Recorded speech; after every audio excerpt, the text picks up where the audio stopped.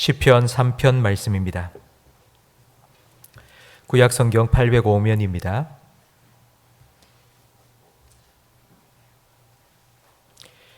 시편 3편 1절부터 8절까지 한 절씩 교독하겠습니다.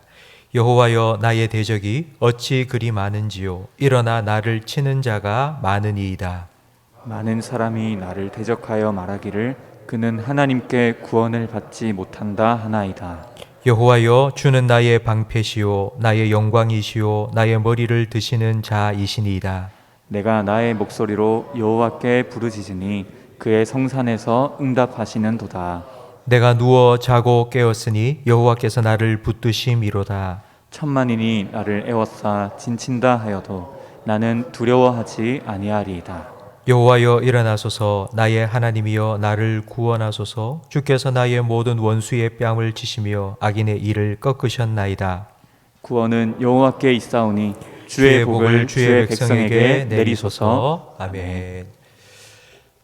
신년 특별 새벽 기도의 셋째 날 오신 성도 여러분, 하나님의 은혜와 예수님의 사랑이 여러분의 심령과 가정에 가득 넘치기를 주님의 이름으로 축원합니다. 세상에 무서운 것들이 많습니다. 그 중에 가장 무서운 것, 사람입니다. 길 가다가 밤길에 사람을 만나면 제일 무섭지 않습니까? 차가 무섭다고 하지만 차를 운전하는 사람이 무섭습니다. 돈이 무섭다고 하지만 그 돈을 쓰는 사람이 무섭고, 칼이 무섭지만 그 칼 들고 있는 사람이 무서운 것입니다. 시편 3편은 다윗의 기도입니다. 시편 3편 제일 앞에 보면 다윗이 왜 이 시를 적었는지 그 배경 설명이 나옵니다. 다윗이 그의 아들 압살롬을 피할 때에 하나님께 드린 기도가 바로 오늘 시편 3편입니다. 다윗의 평생에 우여곡절이 참 많았습니다. 그 중에 가장 힘든 시간, 바로 압살롬의 반역, 그 반역 피하여 피난 갔을 때가 아니겠습니까? 사랑하는 아들이 배신하고 믿었던 아들이 자기를 죽이려고 했을 때 아버지 다윗의 마음은 과연 어떠했을까요? 여러분 상상이 되십니까? 길 가다가 깡패를 만났습니다. 그래서 그 깡패한테 돈을 다 털렸습니다. 지갑을 뺏겼습니다. 그러면 돈이 참 아깝죠. 하지만 그래도 안 다쳤으니, 안 맞았으니 다행이다. 돈은 아깝지만 다행이다, 감사하다라는 생각이 듭니다. 그런데 가까운 사람, 믿었던 사람에게 사기를 당했습니다. 그러면 아깝다고 끝나지 않습니다. 괘씸합니다. 원통합니다. 분합니다. 내가 어떻게 해줬는데, 내가 너에게 어떻게 해줬는데 나한테 이럴 수 있느냐고 분노하고, 그리고 화병이 생깁니다. 사랑한 만큼 상처는 깊고 믿었던 만큼 배신감은 클 수밖에 없습니다. 골리앗을 죽였고 수많은 전쟁에서 승리했던 다윗도 아들의 마음, 사람의 마음 하나를 어떻게 할 수가 없었습니다. 사람이 무서운 이유는 바로 사람의 속을 알 수 없기 때문입니다. 이 사람이 진짜 내 편인지 아니면 내 적인지 우리는 알 수 없습니다. 1절 말씀에 다윗은 이렇게 하나님께 고백합니다. 여호와여, 나의 대적이 어찌 그리 많은지요. 일어나 나를 치는 자가 많으니이다. 나의 대적, 일어나 나를 치는 사람, 전에는 나의 신하였습니다. 충성을 맹세했던 사람입니다. 근데 그 사람들이 지금은 다 압살롬 밑으로 들어갔습니다. 자기를 따르던 백성, 사울은 천천히요 다윗은 만만이라고 그렇게 환호했던 백성들이 이제는 자기를 버리고 압살롬을 따르기 시작했습니다. 힘 있을 때, 돈이 있을 때는 모든 사람들이 찾아와서는 친구하자고 말합니다. 그러나 힘이 떨어지면 다 떠나가 버립니다. 탕자가 돈이 있을 때 주변에 사람들이 많았습니다. 그러나 돈이 떨어지자 사람들은 하나도 남지 않았습니다. 이게 인생입니다. 이런 인생을 의지하며 사는 것, 썩은 동아줄을 붙잡고 사는 것과 똑같습니다. 언젠가는 반드시 끊어집니다. 사람은 의지할 대상이 아닙니다. 사랑해야 될 대상입니다. 사람을 의지하면 결국은 끊어집니다. 2절 말씀에 많은 사람들이 나를 대적하여 말하기를 다윗, 너 하나님께 구원을 받지 못한다라고 말합니다. 아들에게 배신당하자 사람들이 이렇게 수군거립니다. 도대체 겉으로는 멀쩡하게 살면서 집에서는 어떻게 산 거야? 아들이 아버지를 죽이겠다고 칼 들고 저렇게 설치잖아. 도대체 집안에서는 어떻게 살았어? 분명히 죄를 많이 짓고 살았을 거야. 하나님 저주를 받은 거야. 이번에는 하나님께서 구원해 주지 않을 거야. 이제 다윗 너도 끝장이야. 사람들이 말합니다. 사람들이 하는 말, 물론 압살롬의 배신이 얼마나 마음 아팠겠습니까? 그런데 사람들이 하는 말 한마디 한마디가 비수처럼 심장을 콱콱 찌릅니다. 여러분, 이런 말을 들었을 때 어떻게 하시겠습니까? 내가 너무 아픈데, 너무 힘든데 사람들은 거기에 대해서 한마디 한마디 더 거들기 시작합니다. 여러분, 어떻게 하시겠습니까? 다윗은 그들에게로부터 들은 말을 들고 하나님께 가지고 나갔습니다. 그리고 이렇게 말합니다. 이렇게 기도합니다. 하나님, 정말입니까? 저 사람들이 하는 말이 정말입니까? 하나님, 저를 구원하지 않겠습니까? 하나님, 저를 버리셨습니까? 하나님, 저를 도와주십시오. 하나님, 저 살려주십시오. 하나님께 기도하기 시작합니다. 성도 여러분, 말로 상처 주는 사람이 있다면 상대하지 마십시오. 그러면 똑같은 사람이 됩니다. 사람들이 한 말을 묵상하지 말고 그 말을 들고 하나님께 나아가십시오. 하나님께 내려놓으십시오. 다윗이 피난가다 만난 사람 중에 시므이라는 사람이 있었습니다. 그 시므이는 돌을 던지며 먼지를 날리며 다윗을 향하여 이렇게 저주했습니다. 피 흘린 자여, 사악한 자여, 죽어라, 죽어라. 그때 다윗 옆에 있던 군대 장관 아비새가 이렇게 말합니다. 왕이여, 명령만 내리소서. 내가 저의 머리를 잘라오겠습니다. 그때 다윗이 아비새에게 이렇게 말합니다. 하나님께서 그에게 나를 욕하라고 허락하신 것이 아니겠느냐.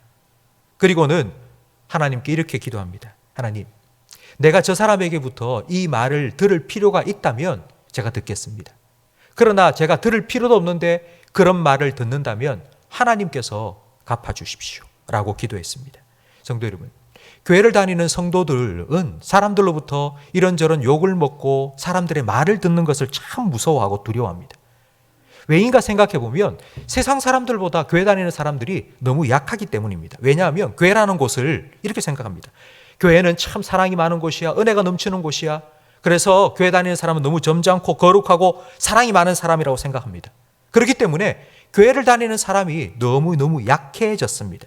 그래서 조그마한 말만 들어도 그 말에 쉽게 반응을 하고 넘어집니다. 어떻게 나한테 이런 욕을 할 수 있어? 어떻게 나한테 이런 얘기를 할 수 있어? 너무너무 쉽게 상처받고 무너져 버립니다. 여러분, 그러나 사람일 뿐입니다. 우리도 다 똑같은 사람입니다. 그러니 다른 사람의 말에 쉽게 상처받지 마십시오. 다윗처럼 생각하십시오. 하나님이 그런 말을 들어야 될 필요가 있기 때문에 저 사람을 통해서 나에게 주시는 거 아닐까? 여러분, 그렇게 생각하십시오. 그리고 다윗처럼 기도하십시오. 하나님, 내가 이 말을 들어야 될 필요가 있다면 하나님 깨닫게 해주시고, 만약 들을 필요도 없는데 이런 말을 하는 저 사람에게는 하나님께서 갚아주십시오 라고 기도하시면 하나님께서 알아서 정리해 주실 것입니다. 다윗은 사면초가 상황에 하나님을 찾고 하나님께 기도합니다. 3절 말씀에 보면 다윗이 찾은 그 하나님이 어떤 분인지를 이렇게 고백합니다. 여호와여, 주는 나의 방패이십니다. 나를 지켜줄 거라고 주변에 서 있던, 방패를 들고 서 있던 사람들이 지금은 다 창을 들고 찌르려고 하고 있습니다. 아들이 원수가 되었고 신하들이 대적이 되었습니다. 다윗은 이렇게 하나님께 고백합니다. 하나님, 이제 하나님 당신만이 나의 방패이십니다. 하나님만이 나의 보호자가 되십니다. 그리고 하나님이 나의 영광이라고 말합니다. 이 영광이라는 말은 나의 명예, 나의 모든 것, 나의 평판, 나의 목적, 내 인생의 전부라는 의미입니다. 다윗은 하나님이 나의 영광이라고 고백합니다. 이 말은 하나님, 내가 빼앗겨버린 이 왕관이 나의 영광이 아니라 하나님이 나의 영광이십니다. 내 모든 것 빼앗겼다 해도, 내 왕관, 내 왕좌, 내 왕권 다 빼앗겼다 해도 하나님이 나와 함께 계시면 나는 그것으로 만족합니다. 다윗은 그렇게 하나님을 고백하고 있습니다. 그리고 하나님은 나의 머리 드시는 분이라고 말합니다. 지금은 사람들로부터 수치를 당하고 모욕을 당하고 조롱당하고 있습니다. 그래서 사람들 앞에서 고개를 들 수가 없습니다. 그런데 하나님께서 다시 내 머리를 들어주시겠죠.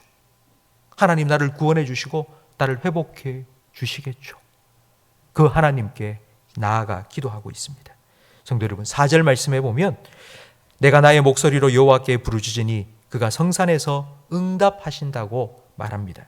그 응답이 5절 말씀에 기록되어 있는데 5절 말씀을 우리 다 함께 다시 한번 성경을 보며 함께 한 목소리로 읽겠습니다.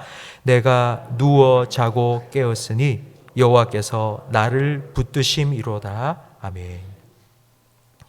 여러분이 얼마나 위대한 고백입니까? 내가 누워 자고 깨었으니. 내가 누워 자고 깨었으니. 어젯밤에는 다윗이 따뜻하고 아늑한 왕궁에서 아주 편히 누워 잤습니다.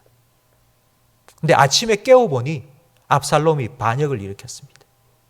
오늘 밤에는 길 가다가, 피난길 가다가 노숙을 하게 되었습니다. 그 상황에서 다윗이 내가 누워 자고 깨었다고. 성도 여러분, 어젯밤 잘 주무셨습니까? 잘 못 주무셨는 것 같네요. 잠은 환경의 문제가 아니라 마음의 문제입니다. 돈으로 침대는 살 수 있지만 잠은 살 수 없다고 합니다. 견고한 성 안에, 안전한 성 안에 살고 있으면서도 잠을 이루지 못하는 사람들이 많습니다.